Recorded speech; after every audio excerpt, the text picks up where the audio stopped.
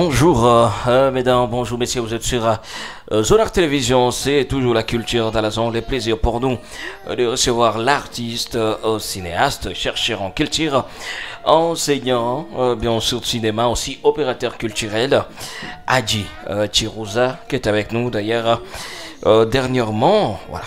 C'est moi-même, il a représenté notre pays FESPACO et voilà, il était avec nous, il va essayer de revenir sur sa carrière aussi, nous parler de son expérience dans ce domaine. Adji, bonjour. Bonjour Calvin. Bienvenue sur Zonar. Ah, merci beaucoup. Je sais, t'aimes pas la vidéo, t'aimes pas tout ça, mais du coup je me demande comment ça s'explique. C'est ton domaine, mais... c'est mon domaine, mais Ouais. c'est une démarche artistique. Ok. Et vous savez que quand on est dans l'art, on a besoin un peu de travailler dans le fond et créer un peu Ouais. un mythe. Parce que quand on fait de l'art et qu'on n'a pas un mythe autour de soi, ça n'avance pas très bien. Voilà. Alors, quand tout ce que nous faisons peut être visible, tout ce que nous faisons est à la portée de tout le monde, il y a rien que les gens vont venir chercher. Voilà. Alors, on a ces côtés-là mythiques, et voilà, mystérieux, et tout. Bien sûr. Adji Chirouza, plus de 20 ans dans le cinéma. Comment vous avez connu le cinéma? Alors, c'est parti depuis l'enfance, parce que moi, depuis que je suis tout petit, j'étais fasciné par les images. Quand je voyais tout passer à la télé, j'ai resté là scotché parce que je me posais toujours une seule question. Comment les gens arrivent en un temps record à changer les décors, le costume et tout. À ce moment-là, je ne savais pas qu'on parlait du costume, du décor et tout. Moi, je voyais seulement que les gens venaient étant habillés différemment. Alors, je me disais, il y a comme vous fermez, ouvrir l'œil, tout a changé. Mais je me posais la question, comment est-ce que ça se passait que les gens arrivent à faire ça? Alors, ça m'a donné l'envie d'entrer dans le fond et comprendre. Et de découvrir ce qui se passe Voilà, exactement. c'est comme ça que la passion pour le cinéma est née en moi. C'était facile? Pas vraiment facile, parce que moi, je viens d'une famille qui était à la base trop religieuse et voilà, qui était anti-culture. Et je ne pouvais pas m'épanouir facilement. C'est lorsque je quittais un peu le toit parental que j'ai commencé à m'exercer et tout, et aller vers la culture et découvrir ma passion. Donc votre famille ne vous avez pas vraiment aidé à avancer carrément à avancer dans votre passion? Alors, avec un peu de recul et la relativité, je pense qu'elle m'a aidé. Parce que l'expérience que j'ai eue, peut-être que si c'était beaucoup plus facile de moi accéder à l'art, je n'aurais pas la rigueur et la ténacité que j'ai aujourd'hui. Mais c'est parce qu'il y a eu cet obstacle que je me suis bâti et voilà, c'est précieux pour moi parce qu'il y a eu un obstacle que j'ai surmonté, vous voyez. Voilà. Donc s'il n'y en avait pas, ça serait pour moi simple et très fragile. Et comment est-ce que... quand est-ce que vous aviez compris que le cinéma peut être une vie? Alors c'est quand je commençais à chercher, à trouver un métier qui allait avec ce que moi je pensais faire. D'accord. Je suis quelqu'un de pensif, donc à tout moment j'ai réfléchi à beaucoup de choses et nous sommes dans un pays où l'expression n'est pas donnée, donc le moyen d'expression n'est pas donné à tout le monde. Donc c'est pas tout le monde qui peut passer n'importe où, avoir la possibilité, l'accès aux moyens de communication. Et là, moi, j'ai commencé à me poser la question, étant donné que je ne viens pas d'une famille aisée, je me disais, comment est-ce que moi aussi, je pourrais arriver à transmettre c'est à quoi je pense. C'est à ce moment-là que j'ai cherché, j'ai commencé et j'ai trouvé que la caméra pouvait m'aider. Et du coup, pour ne pas me détacher de ce que j'aimais, il fallait faire de cette caméra un métier, une profession à part entière. Voilà. Je pense aux alentours de... J'avais à ce moment-là 15-16 ans. Et voilà, j'ai développé maintenant le mécanisme pour que la caméra soit pour moi pas un passe-temps, mais un vrai métier, une profession. Voilà. Vous avez déjà une grande expérience dans ce domaine. Vous êtes cinéaste aussi, vous êtes chercheur en culture. Qu'on parle des chercheurs en culture, en vrai, ça signifie quoi? Alors, chercheur en culture, moi, j'ajoute culture africaine, parce qu'il faut être précis à ce point-là. D'accord. Ça sous-entend que je vais comprendre. Un chercheur, c'est celui qui va trouver les choses que les autres n'ont pas, essayer de les comprendre, les ramener encore devant tout le monde. C'est ce que je fais avec la culture africaine.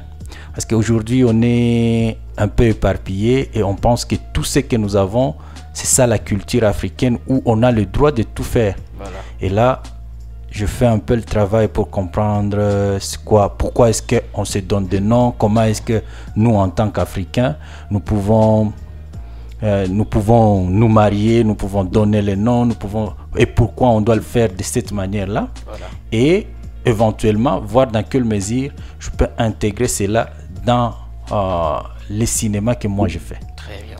Alors, voilà. Alors, ça fait vraiment longtemps que vous êtes dans ce domaine. Et c'est un domaine où il y a assez de difficultés. On sait bien aussi que notre industrie jusque-là n'est pas au top.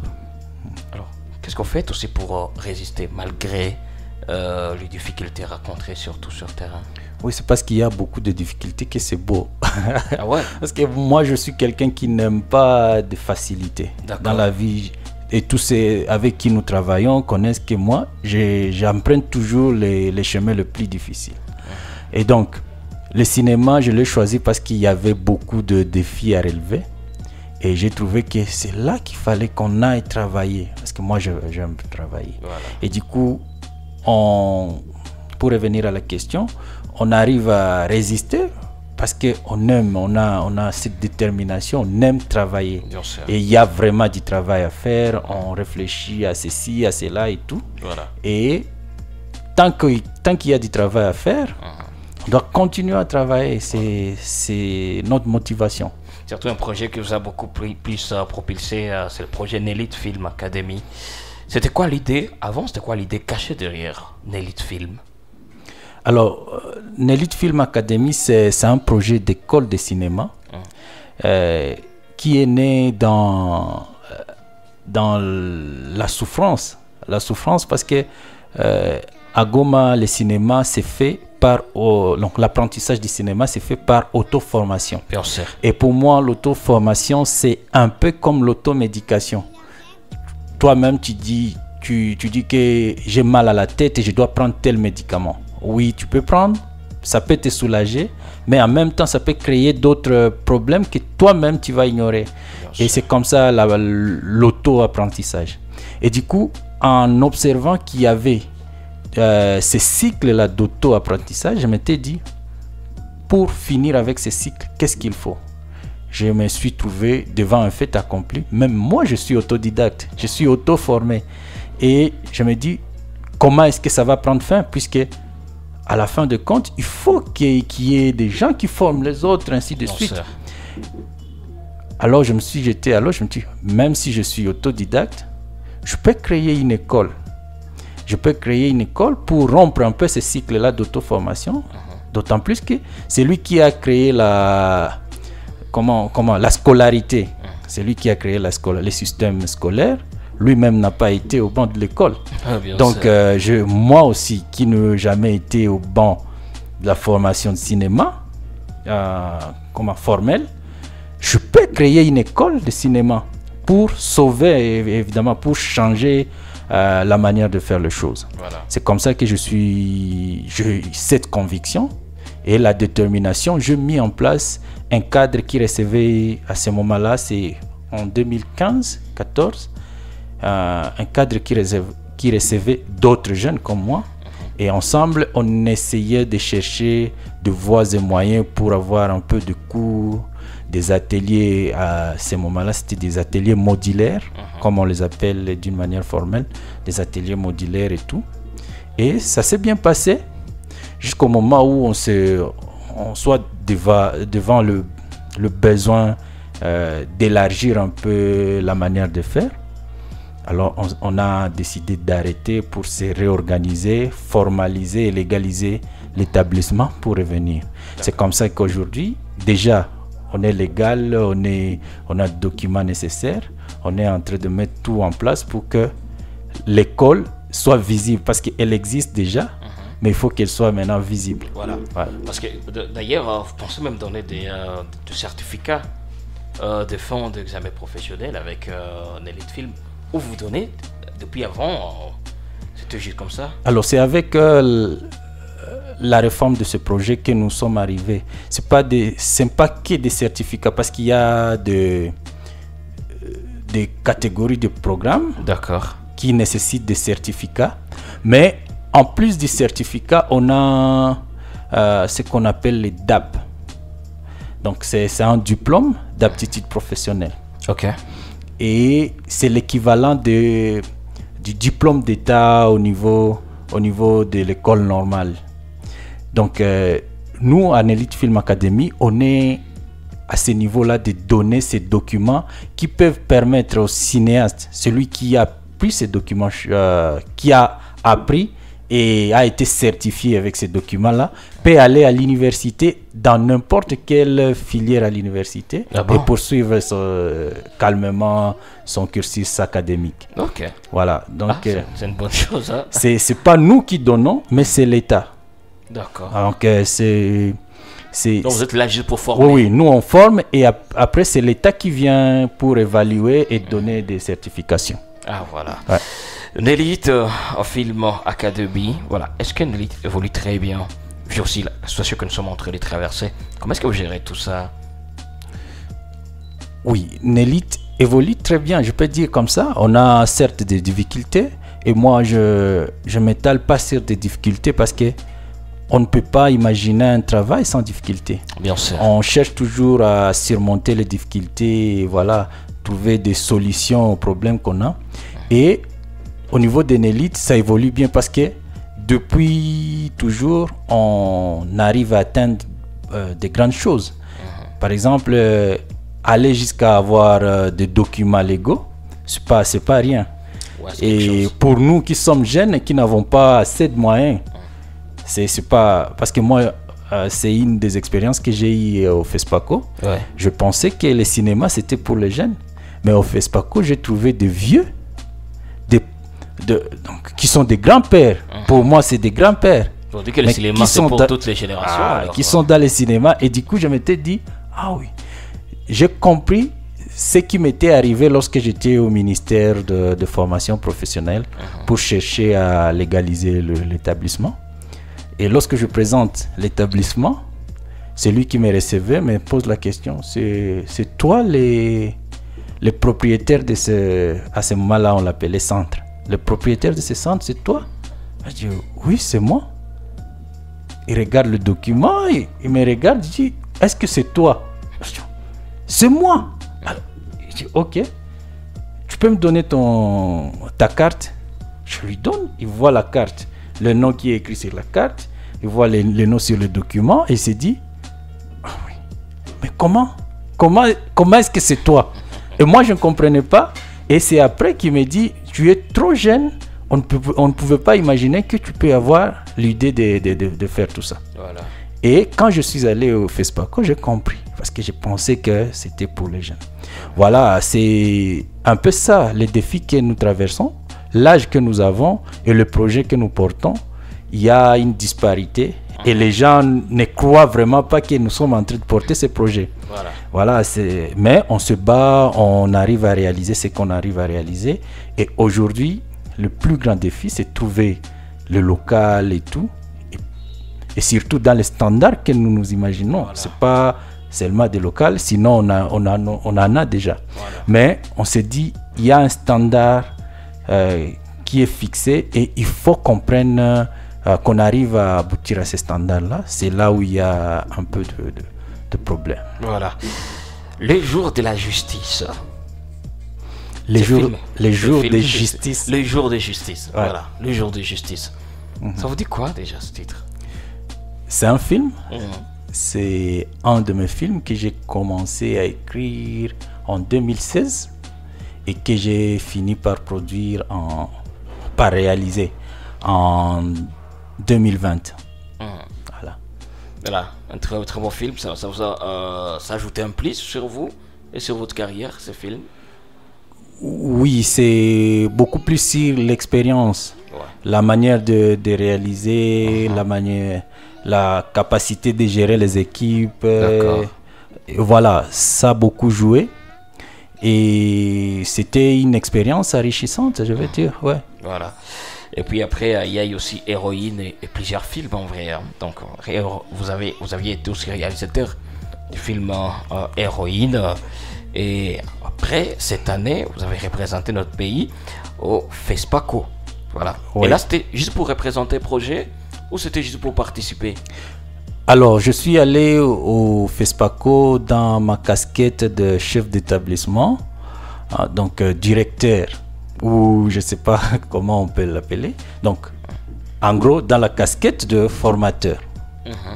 Et je suis allé représenter la RDC dans le colloque international qui est organisé par le festival FESPACO.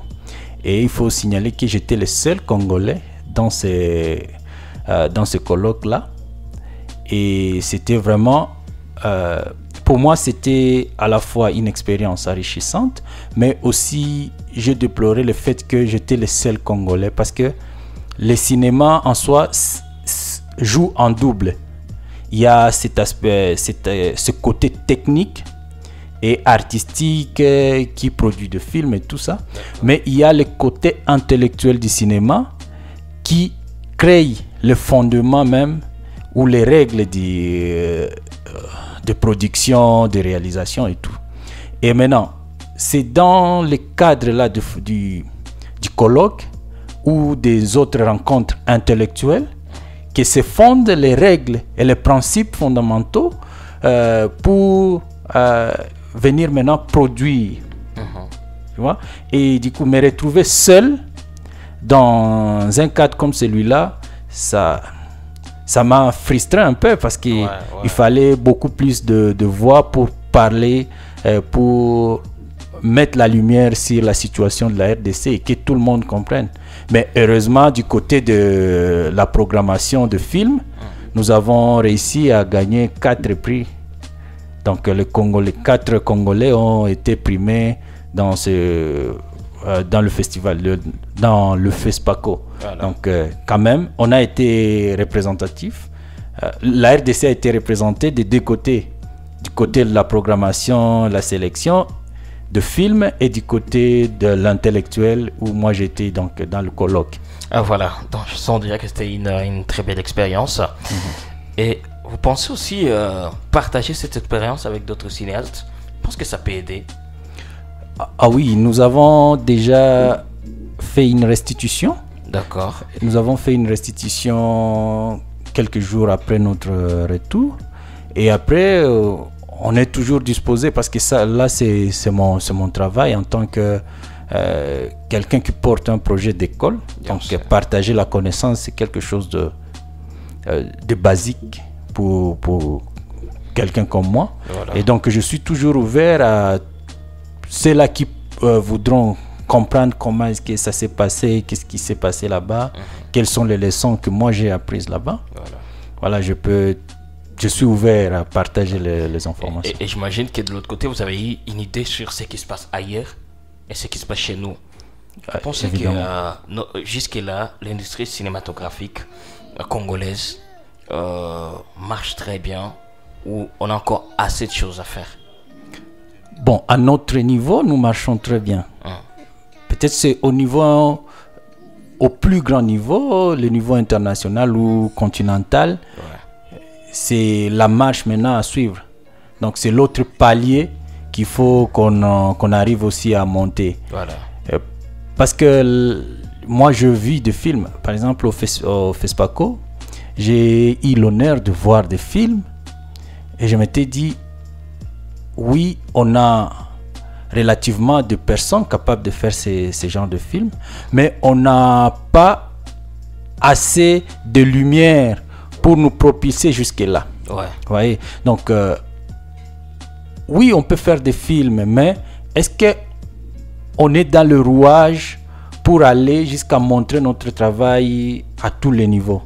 C'est là où il y a encore un gros travail à faire, mais sur le plan technique, quand même, il y a des avancées qui donnent beaucoup d'espoir au niveau de la RDC. Voilà. Et de Goma en particulier. Ça, il faut le dernièrement, il y a eu promulgation de la loi sur les principes fondamentaux de la culture et de l'art. D'ailleurs, cette loi qui a été signée le 12 mars par le président de la République. Comment vous aviez accueilli cette nouvelle? Avec beaucoup de satisfaction parce que personnellement, c'est un combat que je portais. Je suis allé jusqu'à Kinshasa pour parler de cette question avec la ministre sortante, l'ancienne ministre. Ouais. Et du coup, voir que cela a été fait aujourd'hui, je ne peux qu'être satisfait. Bien sûr. Donc j'ai beaucoup encouragé Excellence Yolande pour le travail qu'elle a fait jusqu'à ce que cette loi puisse être promulguée. C'est quelque chose qui nous donne encore plus d'espoir, nous en tant qu'artistes, et des responsabilités. Parce qu'à ce niveau-là, on est reconnu comme de personnes qui font un travail au niveau de la RDC, et de ce moment-là, on a des obligations vis-à-vis de l'État, et l'État a des devoirs vis-à-vis de nous. C'est à nous de savoir comment est-ce que nous pouvons revendiquer, parce que déjà on a un statut qui nous est conféré, donc on peut revendiquer un certain droit, ce qui n'était pas possible quelques années plus tard. Voilà, donc ce n'était pas possible il y a quelques années, je veux dire, et aujourd'hui quand même on arrive à avoir cette opportunité, cette possibilité de pouvoir réclamer quelque chose, et l'État sait que voilà, il y a des personnes, parce que légalement on n'existait pas encore en tant qu'artiste. On était de petits voyous entre guillemets, donc c'est pour rire en fait, mais on n'était pas considérés, c'est ce que je veux dire, comme des travailleurs. Mais aujourd'hui, on est considéré, on a un statut de personnes qui peuvent revendiquer des droits et qui ont des devoirs vis-à-vis de l'État, et ça c'est important. Voilà, très très important. Alors Hadji Chirouza, pour 2025, on peut avoir une idée sur vos projets déjà, projets que vous avez pour cette année. Voilà, je pense déjà vous allez continuer une Elite Film Academy. Voilà. À part ça, il y a d'autres projets? Les projets, on a toujours des projets en tête, évidemment. Il y a moi en tant que scénariste, j'écris. Donc je n'écris pas pour l'année, mais j'ai quand même des projets en cours que je suis en train de mettre. Donc je continue à écrire. J'envisage faire des films, mais pour faire un film, il faut de moyens. Donc tout ça, on réfléchit. Mais le plus grand et le plus important pour moi, c'est que je puisse arriver à mettre en place une Elite Film Academy, que je puisse avoir des salles de classe ou des salles, des auditoires où les gens vont venir pour apprendre. On aura des enseignants qui vont venir de partout, de la RDC et de l'Afrique et du monde, qui vont venir pour enseigner. Maintenant, il faut qu'on ait aussi des personnes qui vont venir apprendre, parce qu'on ne va pas prendre le temps de quelqu'un, on lui dit voilà, vous allez donner tel cours, et il n'y a pas de gens qui vont apprendre. Voilà, donc mon plus grand projet, c'est cela, que Elite Film Academy soit effectif. Voilà.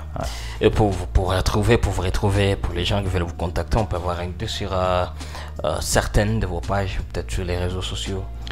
Alors, sur les réseaux sociaux, je suis Chirouza. Bon, je préfère pas donner mon réseau social personnel, parce que là, c'est personnel.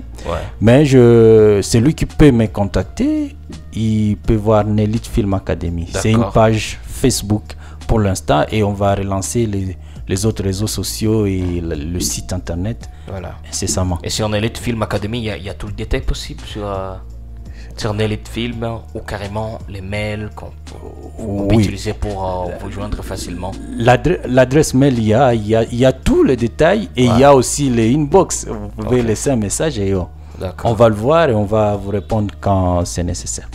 Vraiment, c'est un plaisir. Surtout même, c'est un plaisir de vous recevoir ici. C'est une première fois et je sais que ça va pas être la dernière fois. Oui, c'est aussi un grand plaisir pour moi et surtout que c'est la jeunesse. Je sais toujours que Goma, la jeunesse, c'est la jeunesse qui tient la culture. Bien sûr. Et voilà, on est entre nous, c'est très beau le cadre, le studio, j'aime beaucoup. Merci. Je vous encourage et je pense que ça sera aussi, ça commence et ça va continuer. Bien sûr, voilà. C'est Adjidji Rouza sur Zonar Télévision. Sinon, merci de nous avoir suivis et on se retrouve à la prochaine. Sinon, prenez bien soin de vous.